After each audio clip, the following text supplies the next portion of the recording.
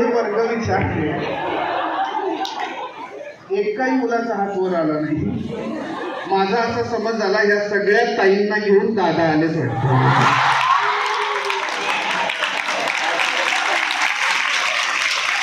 टाळ्या पण फक्त मुलीच वाजवतात.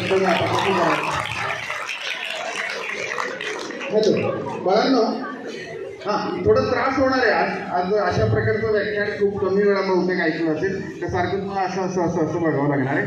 परंतु हरकत नाही, ज्यांच्यासाठी हा सगळा प्रयत्न आहे. बाळांनो तुम्ही आहात माझ्या बरोबर?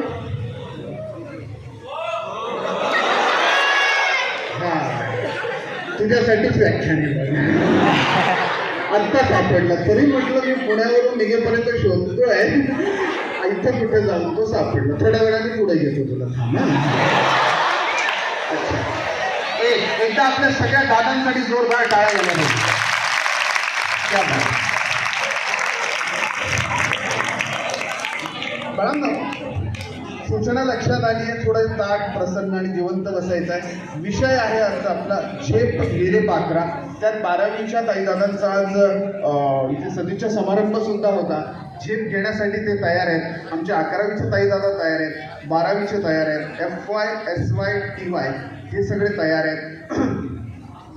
शेवटची सूचना सांगतो आणि आपल्या विषयाकडे वळूया. माझ्या सगळ्या बंधूंना पण आणि भगिनींना पण सूचना. बऱ्याच वेळा अशी गंमत होते की एखादं व्याख्यान आयोजित केलं जातं. आपले प्राचार्य, आपले